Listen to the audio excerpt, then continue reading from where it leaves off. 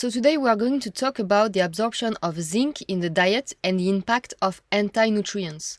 So to make this video, I used 6 studies that I will put in the description under the video, except one of them that I could not find again on the internet, but I have it as a PDF. So if you want to see it, please send me an email and I will send it to you. So, zinc is the second most abundant micronutrient in the human body after iron. It is crucial for gene expression. It is needed for the activity of several metalloenzymes. It is essential for various cellular processes such as cell differentiation, apoptosis, and cell proliferation. It is important as a signaling molecule, particularly in the immune system, and as a neuromodulator in synaptic vesicles. The adult human body contains approximately 2.6 grams of zinc. The largest fraction is localized in bone and skeletal muscle, it's about 86%, followed by the skin with 4.2% and the liver 3.4%.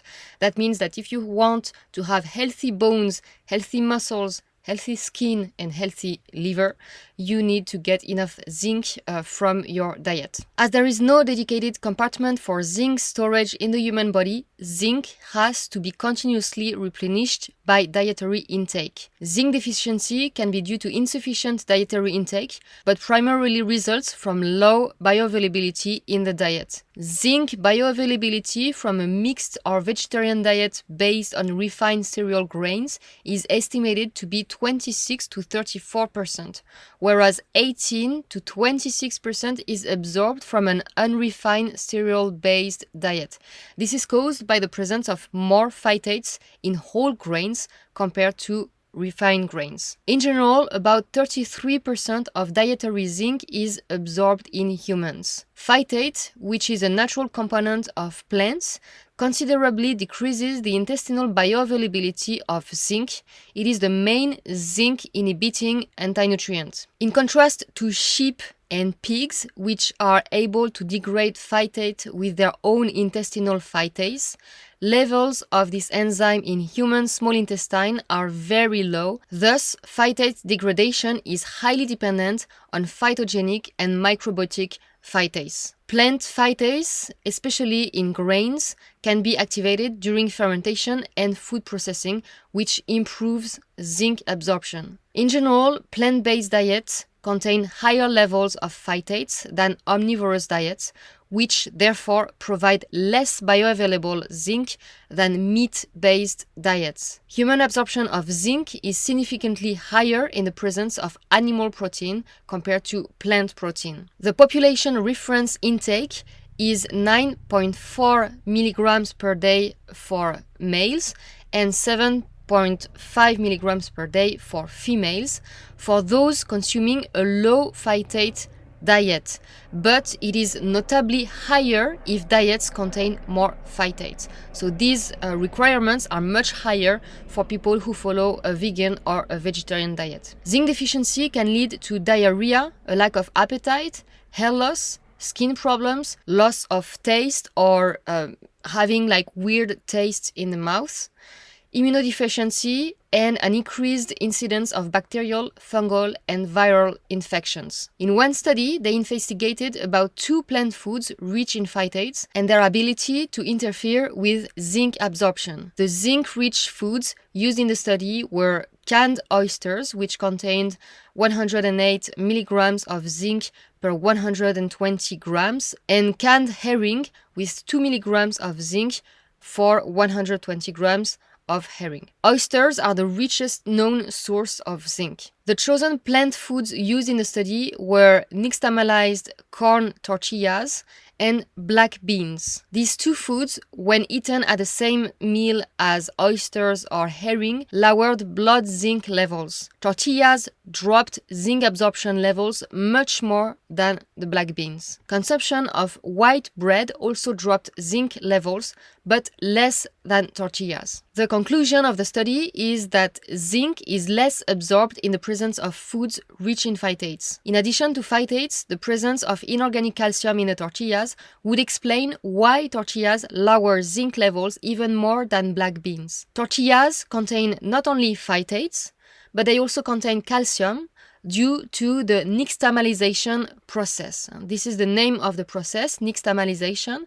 That's when corn is soaked for several hours in a lime-rich solution to make the vitamin B3 in the corn bioavailable. Other studies show that inorganic calcium reduces zinc absorption, whereas food sources of calcium such as dairy products, on the contrary, increase the level of zinc absorption from plant foods rich in phytates because of their concentration in citrates, which bind with zinc and make it more easily absorbed in the small intestine. Zinc is also better absorbed in the presence of proteins, as we said before. On the other hand, the consumption of milk together with beef reduces the absorption of zinc. It appears that milk only increases zinc absorption in plant foods, but not in animal foods. Zinc from animal foods, same as for iron, is more bioavailable than zinc from plant foods. Interestingly, a study tells us that copper and zinc that are naturally present in the diet do not prevent the absorption of one or the other, whereas supraphysiological doses of zinc, that is to say, not natural, taken from artificial supplements, critically impair the intestinal absorption of copper, which confirms what I say in many of my videos: artificial sources of vitamins and minerals cause issues. Supplementing with one isolated vitamin or mineral will inevitably produce deficiencies in its cofactors. We see it here with zinc and copper, but also with inorganic calcium supplementation, as I mentioned earlier. And now I quote one of the studies: extensively fortifying foods with calcium may reduce both iron and zinc absorption. High levels of calcium fortification may also reduce zinc bioavailability. The study also tells us that cadmium and tin inhibit the absorption of zinc. These are two very toxic metals that are found all around us due to modern pollution sources like chemicals used in agriculture, metallurgy, paintings, etc.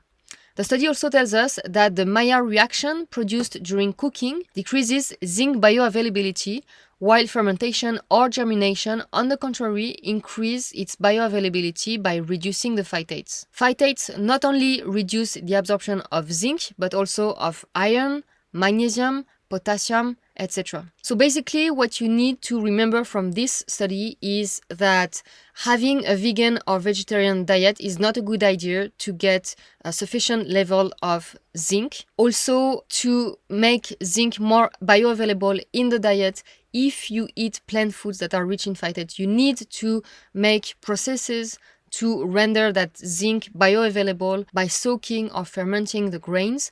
You can also have dairy, especially raw dairy will be much better than UHT or pasteurized dairy, but you should have dairy with the plant foods that are rich in phytates to be able to absorb more of the zinc in these plant foods. Also, it tells us, as I just said, that supplementing with isolated minerals will cause issues and can deactivate the absorption of zinc. And also, cooking, because of the Maillard reaction, makes zinc less bioavailable, so you will absorb more zinc when the food is not cooked. So I have a detailed video about phytic acid where I explain how to deactivate phytates, and I also share lots of different details about phytic acid, phytates, what they do, what you can do about it, and so on.